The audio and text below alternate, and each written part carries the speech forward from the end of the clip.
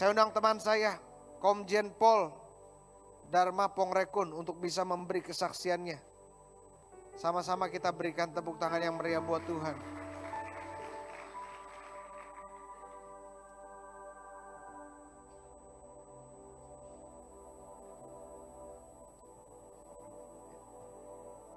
Shalom.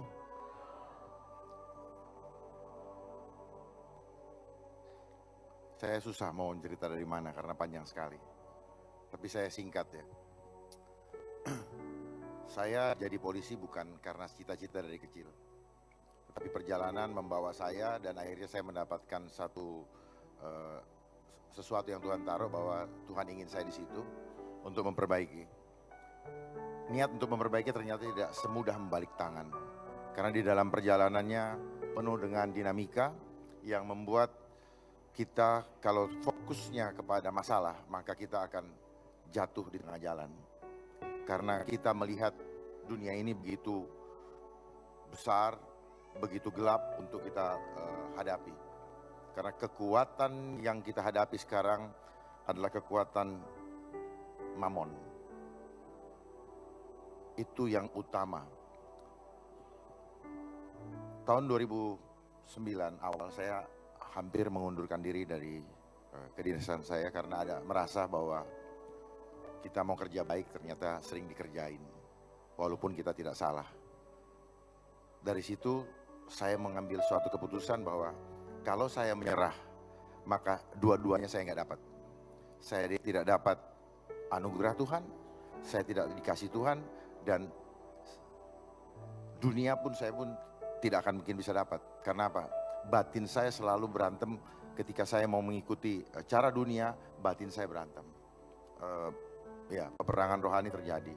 Dan akhirnya saya putuskan, ayah saya bilang, tenang dulu, tunggu waktu Tuhan, tunggu tanda dari Tuhan. Artinya apa? Keluarga itu penting. Keluarga merupakan ekstrak terpenting di dalam kehidupan kita di dunia untuk membawa keluarga ke surga. Ayah saya dulu seorang jaksa, terakhir jaksa agung muda, memberikan pesan kepada saya, kamu tidak perlu mendapatkan jabatan kalau kamu harus ngasih uang. Kamu tidak perlu dapat jabatan kalau kamu harus ngasih perempuan. Papa, mama tidak akan malu. Artinya kembali lagi, keluarga penting sekali. Jangan mendorong anaknya untuk melakukan hal-hal yang tidak. Seringkali lingkungan mengatakan, Bapak sekarang ada di mana? Selalu nanya jabatan, selalu nanya posisi. Ya. Jadi dari situ saja sudah terbangun bahwa mindset orang melihat kalau orang punya jabatan. Dan sejak saat itu saya tetap berjuang dan akhirnya saya tidak jadi mengundurkan diri dari kepolisian. Karena ada Tuhan taruh di dalam hati saya, kalau saya dari luar sulit saya untuk memperbaikinya dan sulit saya juga untuk menyuarakannya. Karena saya menjadi tidak tahu apa yang terjadi di dalam. Singkat cerita, akhirnya saya 8 tahun di pangkat AKBP, kalau di Angkatan Darat itu Letnan Kolonel. Dan selama 8 tahun selalu dijegal kalau naik.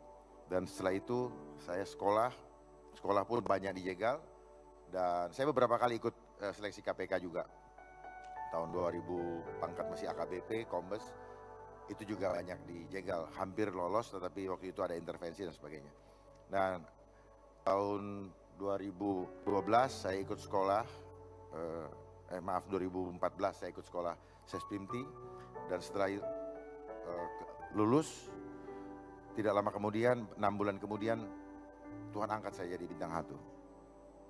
Dan dalam waktu 3,5 tahun, puji Tuhan sudah bintang 3. Itu hanya semua kemurahan Tuhan. Tetapi di dalam proses itu pun tidak semudah yang orang lihat. Ya, terakhir waktu pas mau naik bintang 3 sendiri, ada demonstrasi yang demonstrasi kuasa Tuhan yang Tuhan perlihatkan dan saksinya adalah Pak Geren. Karena jam 7:30 pagi sebelum dipanggil Presiden, saya minta Pak Geren, Pak Daud Tony, ayah saya, Pak Jack untuk membantu mendoakan karena nama saya hilang dari list untuk dinaikkan bintang 3. Dipanggil Presiden tidak ada. Tetapi jam 10 kurang 15 ada yang WA saya bahwa saya gagal untuk ikut dipanggil presiden. Saya berserah dan jam 10.20 ada telepon dari istana, berhasil. Saya segera berangkat, ditunggu jam 11.30. Dan itu luar biasa karena Tuhan demonstrasikan betapa ketika kita mengandalkan Tuhan. Mengandalkan Tuhan itu seperti begini. Setiap hari fokus ke Tuhan aja udah. Karena ketika kita fokus kepada yang dunia, maka kita selalu takut. Kapan dunia ini mulai takut? Kapan dunia ini juga mulai sombong? Ketika ada bank. Perhatikan ya, ketika kita selalu mengandalkan saving, kita pikir hidup kita bisa di-saving oleh bank tadi. Angka-angka itu menunjukkan harga diri kita. Angka-angka yang ada di bank itu menunjukkan kesombongan kita. Walaupun kita sekarang ada di gereja ini, tapi mungkin kesombongan kita ada. Tetapi kekhawatiran kita juga muncul ketika angka-angka itu kita perhatikan. Loh, saya punya tabungan tinggal 1 juta. Padahal ketika Musa membawa orang Israel, bangsa Israel dari Mesir ke tanah Kanaan, Tuhan sudah memberikan pelajaran, memberikan roti mana yang hanya boleh untuk dikumpulkan atau dipakai untuk sehari. Kalau dikumpulkan lebih dari sehari, maka itu akan busuk. Busuk artinya apa? Kita akan jadi sombong. Kita akan gunakan untuk hal-hal yang tidak-tidak. Kalau berlebihan, itu udah nature-nya atau kebiasaan manusia, kedagingan manusia. Manusia fana selalu begitu. Selalu memanfaatkan untuk yang tidak-tidak. Bahkan seringkali berkat yang Tuhan berikan kepada kita, kita anggap ini titipan. Sehingga kita mengumpulkannya untuk membangun harga diri, membangun nama. Itulah kaitan dengan angka-angka tadi. Gara-gara ada bank. Bank ini adanya ketika Tuhan Yesus lempar-lemparkan bangku. Makanya bank itu berasal dari kata bangku.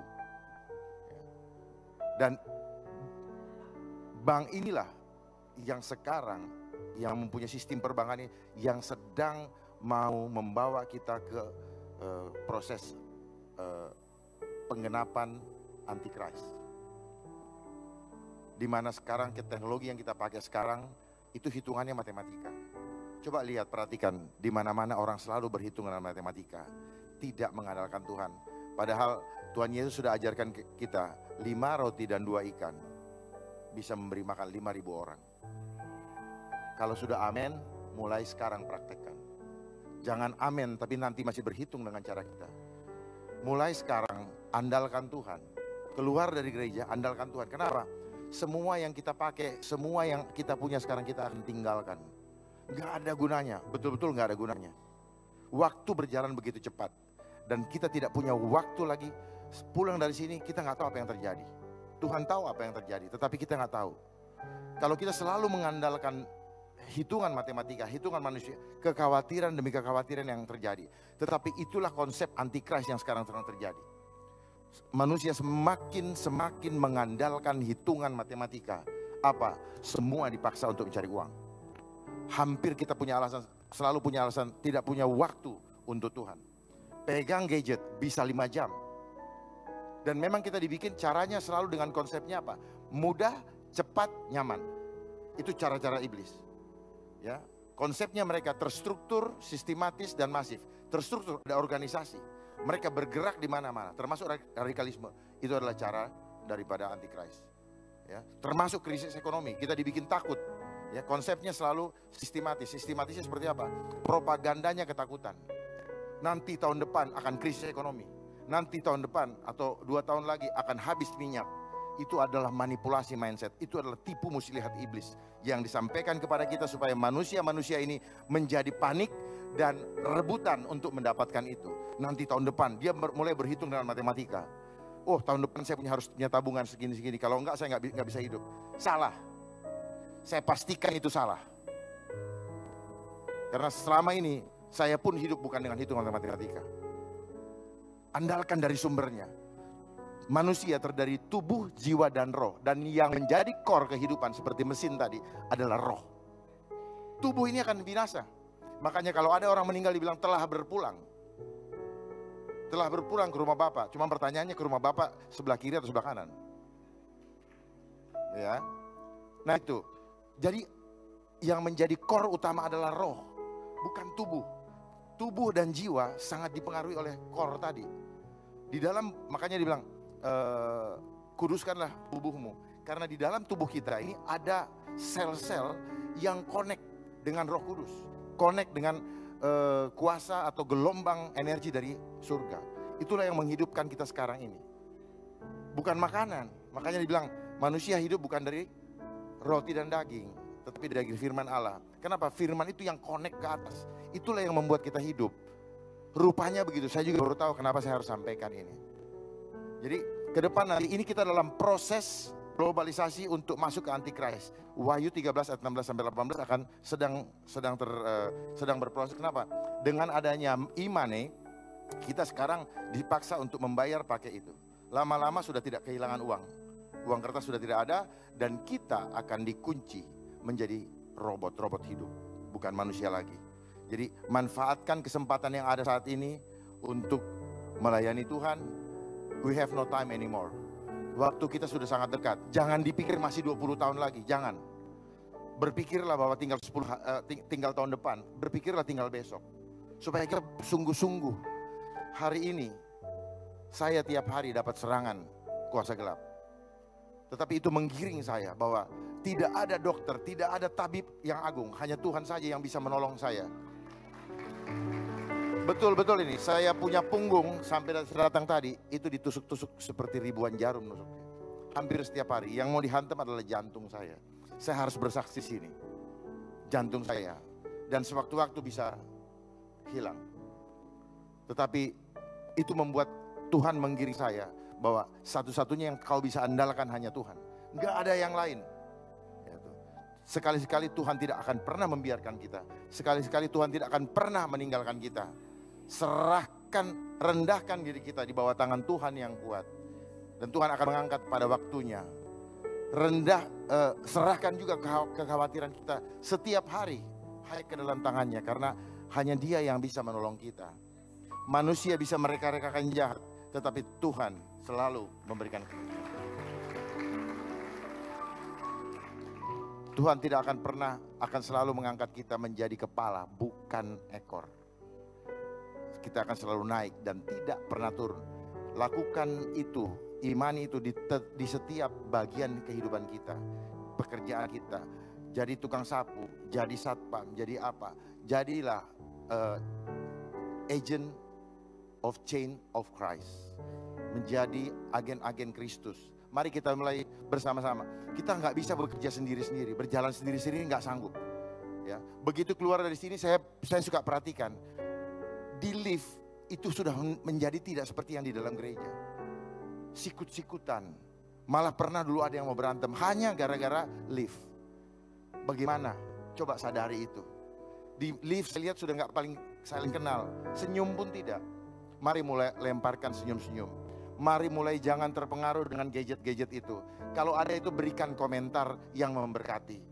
Di sini peperangan rohani. Gadget ini melemahkan tubuh manusia dengan dua cara. Kontennya, satu, kemudian gelombangnya. Gadget ini punya kekuatan magic. Hipno elektromagnetik. Nanti saya bisa buktikan bahwa hipno ini bisa melemahkan sel-sel tubuh kita.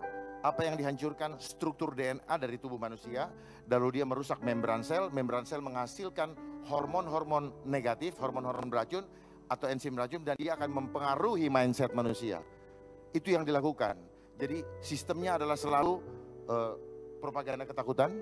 Itu ISIS itu juga buatan. 9/11 juga itu buatan. Itu buatan daripada Antichrist. Terus kemudian kayak krisis segala macam, demo apa segala. Jadi semua itu adalah buatan. Supaya apa? Ujung-ujungnya ada uang. Setiap ada hajatan selalu ada panitia. Setiap panitia selalu butuh anggaran untuk melaksanakan. Jadi itu caranya. Semua larinya ke uang. Sekarang kekuasaan yang dikejar semua uang.